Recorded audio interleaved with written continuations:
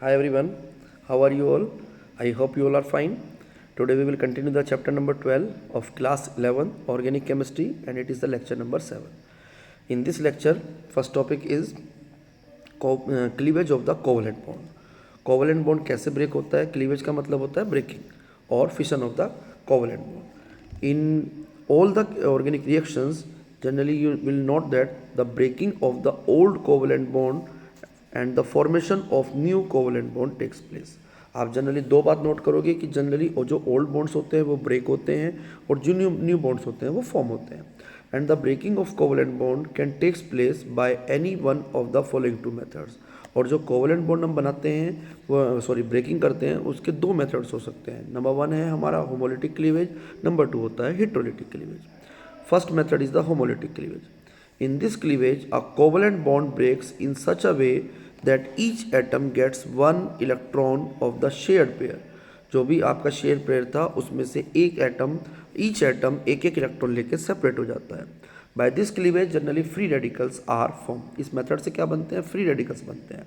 Free radicals उनको बोलते हैं जिनके पास अनपेयर्ड इलेक्ट्रॉन होता है. जैसे फॉर एग्जांपल मैं यहाँ Cl2 का बॉन्ड ब्रेक कर रहा हूँ और ये ए बॉन्ड इस तरह से ब्रेक करना है कि यहाँ पर जो शेड पेयर था वो एक इलेक्ट्रॉन पहले एटम पे चला जाए, एक इलेक्ट्रॉन दूसरे एटम पे शिफ्ट हो जाए.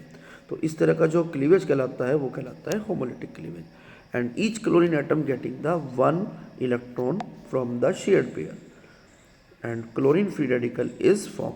सिमिलरली यदि आप इथेन में से करते हो आप CH3 तो उसमें से in the presence of sunlight bond break करोगे.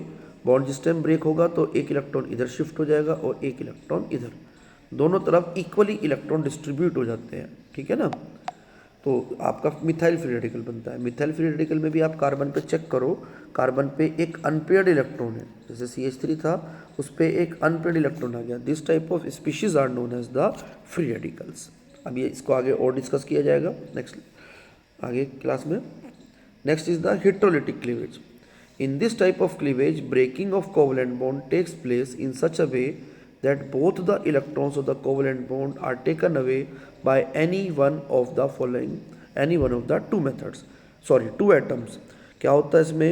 जब कोवलेंट बॉन्ड की ब्रेकिंग करते हैं अब की बार तो इस तरह से होती है कि दोनों के दोनों जो इलेक्ट्रॉन्स होते हैं वो किसी एक ही एटम पे चले जाते हैं. जनरली जो मोर इलेक्ट्रोनेगेटिव एटम होता है वो ही इलेक्ट्रॉन पेयर को लेकर रिमूव हो जाता है. जैसे सपोज करो AB का कोई बॉन्ड था, हमने बॉन्ड को ब्रेक किया और दोनों इलेक्ट्रॉन्स ये जो हैं शेड पेयर वाले वो B एटम ही लेके सेपरेट हो जाता है. तो उसको हम बोलते हैं हेटेरोलिटिक क्लीवेज. क्योंकि जो AB में बॉन्ड बना हुआ था देखा जाए तो इक्वली डिवाइड होना चाहिए था, but B is more electronegative than A and it is taking the both electrons of the centre atom and it is getting the negative charge. You can say that by this cleavage generally charge species are formed either positive or negative. जैसे Cl2 का आपने bond break किया for example, then you will get Cl positive and Cl negative. Similarly CH3Cl है, then CH3 positive and Cl negative is formed. In this case chlorine is more electron negative, therefore it is attracting the shared pair of electron towards itself. By this cleavage charged species are formed like carbocation, carbanions, ये सब बनते हैं. By this type of cleavage is generally favored by presence of polar solvent. ये generally कब होगा? या तो polar solvent हो या फिर साथ में पोलर कोवलेंट बॉन्ड हो. जो बॉन्ड है वो पोलर हो तो वहाँ पर मोर इलेक्ट्रोनेगेटिव एटम होता है जनरली, वो सारे के सारे शेड पेयर ऑफ इलेक्ट्रॉन को अपनी तरफ लेके सेपरेट हो जाता है. ठीक है जी, ये था आपका cleavage. Next heading is the types of the attacking reagent. तीन तरह के होते हैं ये स्पीशीज या attacking reagent. Number one electrophiles, अभी आगे आप पढ़ोगे न्यूक्लियोफाइल्स, और तीसरा पढ़ोगे आप free radicals. These are the neutral और द पॉजिटिव चार्ज स्पीशीज. जो इलेक्ट्रोफाइल्स होते हैं वो कौन से होते हैं? न्यूट्रल या फिर positive charge species which are capable of accepting a pair of electrons from some other species. और ये इस तरह के होते हैं जो दूसरे स्पीशीज से इलेक्ट्रॉन पेयर को इजीली एक्सेप्ट कर सकते हैं. They behaves as Lewis acid. Lewis acid actually क्या होता है? इक्विलिब्रियम में था, ये आपने अभी नहीं करा हुआ है टॉपिक, मैं बता देता हूँ थोड़ा सा इसके बारे में. लुईस के अकॉर्डिंग, कॉन्सेप्ट के अकॉर्डिंग, जो एसिड होते हैं वो सब्सटेंस होते हैं जो इलेक्ट्रॉन पेयर को एक्सेप्ट करते हैं, मींस इलेक्ट्रॉन पेयर एक्सेप्टर होते हैं. और जो इलेक्ट्रॉन पेयर को डोनेट करते हैं वो कहलाते हैं आपके लुईस बेस. अभी आगे आएगा। फॉर एग्जाम्पल हम इसको डिस्कस करते हैं। पॉजिटिव चार्ज में कोई सा भी स्पीशीज लिख सकते हो आप जो भी इलेक्ट्रॉन डेफिशिएंट हो, जो भी चाहता हो कि एक इलेक्ट्रॉन पेयर उसको मिल जाए, जैसे H positive, Cl positive, Br positive, I positive, CH3 positive या फिर C2H5 पॉजिटिव, ये सब आपके इलेक्ट्रोफाइल्स हैं। अब न्यूट्रल स्पीशीज भी देख लो। न्यूट्रल स्पीशीज जैसे फॉर एग्जांपल आपका AlCl3 होता है। एल्यूमिनियम के आउटर मोस्ट शेल में 3 इलेक्ट्रॉन्स होते हैं। अब वो 3 से ही बॉन्ड बना रहा है। यदि वो 3 से बॉन्डिंग करेगा तो ये बनेगा, और इसका ऑक्टेट अभी पूरा नहीं है, ठीक है ना। Therefore it can accept the electron pair. Similarly BF3 में भी बोरॉन के पास 6 इलेक्ट्रॉन है, it can accept the pair of electron, that's why they behaves as a electrophile. Next heading is the nucleophile.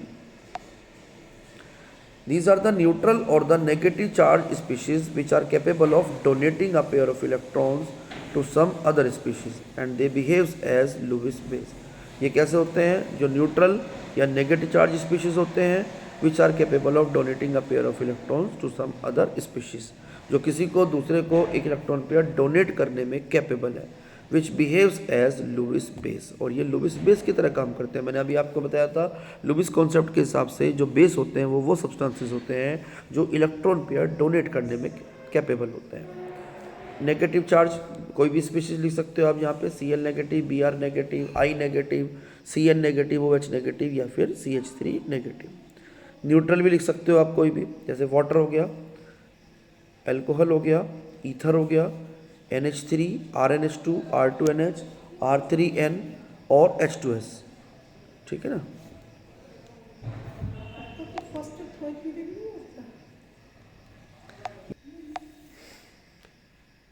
For example जैसे आपका negative charge species थे Cl negative, Br negative, I negative, Cn negative, OH negative, इनमें से कोई सा भी species आप लिख सकते हो, इनके अलावा भी लिख सकते हो। Next is the neutral species. Neutral में कोई भी आप न्यूट्रल मॉलिक्यूल लिखोगे लेकिन ऐसा होना चाहिए जिसके पास एक लोन पेयर कम से कम हो। फॉर एग्जांपल जैसे H2O है, ROH है, अल्कोहल्स, ईथर्स हो गए, अमोनिया हो गया, अमोनिया में नाइट्रोजन है, नाइट्रोजन पे लोन पेयर होता है। इसी तरह से RNH2, R2Cl, R3N, ये सब आपके न्यूट्रल स्पीशीज हैं बट इलेक्ट्रॉन पेयर्स हैं, they can donate the electron pair to some other species easily, they are the nucleophiles.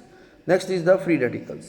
These are the neutral species having unpaired electron। ये ऐसे species होते हैं जिनके पास unpaired electron होता है and they are formed by hit homolytic cleavage। और ये कैसे बनते हैं? by the homolytic cleavage form होते हैं, ठीक है।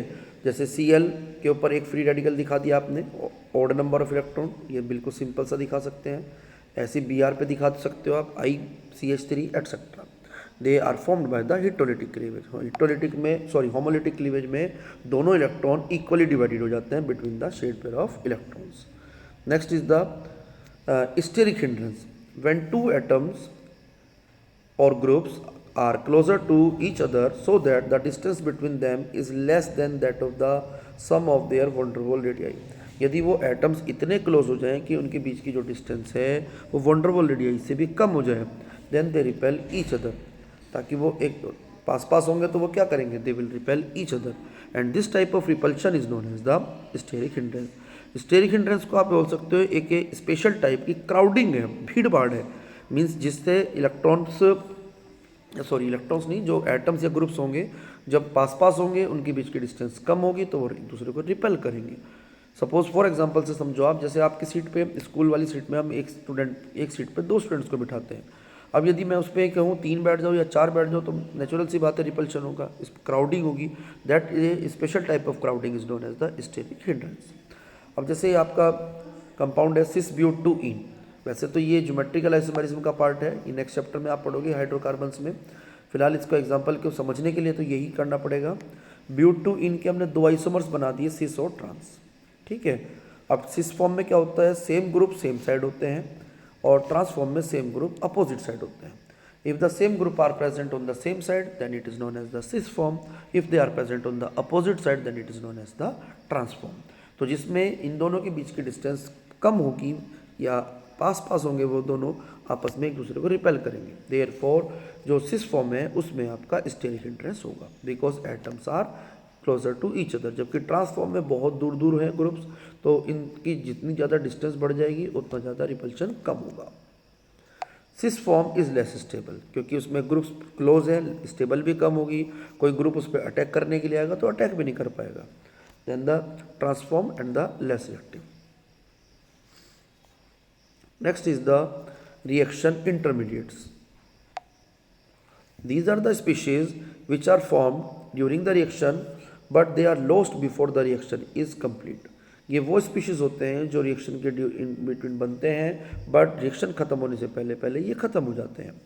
दे आर वेरी शॉर्ट लिव्ड, बहुत कम टाइम के लिए एग्जिस्ट करते हैं, and they are highly reactive, और ये हाईली रिएक्टिव भी होते हैं, and they are very unstable, और ये अनस्टेबल भी होते हैं।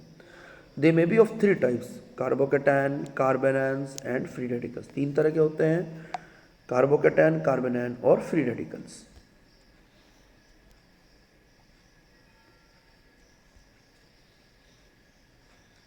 जैसे आपका कार्बोकेटायंस होता है उसका दूसरा नाम भी है carbonium ion. These are the species having carbon atom with positive charge and 6 electrons in its valence shell. इस तरह के स्पीशीज होते हैं जिनके ऊपर कार्बन पे पॉजिटिव चार्ज होगा और उनके ऊपर 6 इलेक्ट्रॉन होते हैं, and they are formed by the heterolytic cleavage of the covalent bond. जैसे CH3 positive, CH3 CH2 positive, ये सब आपके कार्बोकेटायंस होते हैं। Carbocations may be of 3 types. Number 1 primary carbocation, number 2 secondary carbocation, number 3 tertiary carbocation. क्योंकि carbon का nature generally 3 types का होता है, इसलिए कार्बोकेटायंस भी आपके 3 टाइप्स के होंगे। प्राइमरी कार्बोकेटायंस जनरली वो होते हैं जिसमें एक कार्बन पे एक ही कार्बन अटैच हो बस।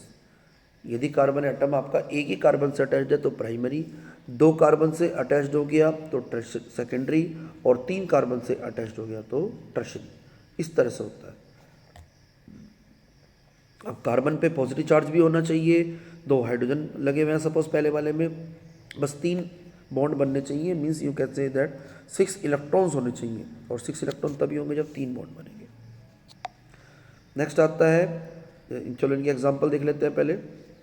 इस R को मैं यदि CH3 से रिप्लेस करता हूँ तो बन जाता है CH3CH2 positive, means ethyl carbocation. दोनों R की जगह हम CH3 लगा दें, then you will get CH3 whole twice CH, और तीनों R की जगह CH3 लगा दें तो यही बन जाता है टर्शरी, यानी कि टर्शरी ब्यूटाइल कार्बोकेटायन। स्ट्रक्चर की बात करें तो आपने देख लिया अभी कार्बन एटम जो है यहाँ पर 3 एटम से अटैच्ड है ज़्यादा से ज़्यादा। तो यदि आपके तीनों एल्काइल ग्रुप हैं, तीनों R ग्रुप हैं, तो ये आपका कहलाता है या टर्शरी, और तीनों कोई भी एटम हो सकते हैं, but carbon 3 he bond pair से अटैच्ड है, और यदि वो 3 बॉन्ड पेयर से अटैच्ड होगा तो 3 बॉन्ड पेयर वाला हाइब्रिडाइजेशन होता है sp2। तो shape will be trigonal planar, bond angle will be 120 degree. The order of stability of carbocation is 3 degree, greater than 1 degree, greater than 2 degree, greater than 1 degree. और order of reactivity जो होती है carbocation की, इसकी just reverse होती है, 1 degree, greater than 2 degree, greater then 3 degree. ठीक है ना। स्टेबिलिटी के रीज़न को हम एक्सप्लेन कर सकते हैं। The reason of stability of carbocation it can be explain by the following 2 facts. Number 1 inductive effect. We know that the alkyl group shows plus effect. हमें सबको पता है कि एल्काइल ग्रुप जनरली क्या शो करते हैं, प्लस इफेक्ट। कोई भी चीज़ देखो वो स्टेबल होती है जिस पे चार्ज ना हो तो उसका मैग्नीट्यूड कम से कम हो। ठीक है। When an alkyl group is attached to the positive charge carbon atom, यदि कोई एल्काइल ग्रुप कार्बन पे अटैच्ड है, कार्बोकेटायन वाले कार्बन पे जिस पे पॉजिटिव चार्ज है, तो वो इलेक्ट्रॉन रिलीज करेगा towards that carbon and reduces the magnitude of positive charge, और पॉजिटिव चार्ज के मैग्नीट्यूड को डिक्रीज करता है। तो जितने ज़्यादा नंबर ऑफ एल्काइल ग्रुप होंगे उतना ज़्यादा प्लस आई इफेक्ट होगा, उतना कार्बन पे लेस पॉजिटिव चार्ज होगा, और उतना ही स्टेबिलिटी कार्बोकेटायन की मोर हो जाएगी। More the number of the alkyl group attach to the positive carbon atom, less will be the magnitude of the positive charge on the carbon atom and more will be the stability. Therefore, order of stability will be 3 degree, greater than 2 degree, greater than 1 degree. So, in short आप लिख सकते हो number of alkyl groups directly proportional to the plus effect and directly proportional to the stability of carbocations.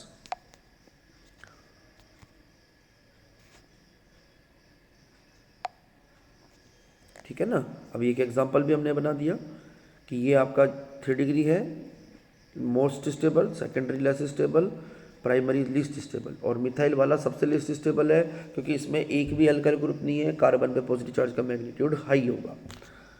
इसी चीज़ को आप hyper conjugation से भी explain कर सकते हो, कैसे वो भी समझो। More the hyperconjugation more will be the dispersal of positive charge, dispersal मतलब डिस्ट्रीब्यूट हो जाना, फैल जाना, and more will be the stability of carbocation, और कार्बोकैटायन की स्टेबिलिटी भी उतनी ही ज़्यादा होती है। In 3 degree carbocation there are the 9 alpha hydrogen atoms. आप ऊपर स्ट्रक्चर में देख भी लो, ये CH3 वाला कार्बन है, इससे जो नेक्स्ट कार्बन होगा, जस्ट यस, ये जो आपका अल्फा कार्बन है, ये कार्बन जिस पे पॉजिटिव चार्ज होता है, इससे नेक्स्ट कार्बन अल्फा कहलाता है। ये भी अल्फा है, ये भी अल्फा है, और ये भी अल्फा है। इस पे आप हाइड्रोजन एटम काउंट कर लो तो टर्शरी वाले में 9 अल्फा हाइड्रोजन आते हैं, सेकेंडरी वाले में 6 आते हैं, और प्राइमरी वाले में सिर्फ 3 हैं। काउंट भी कर सकते हो ऊपर से आप।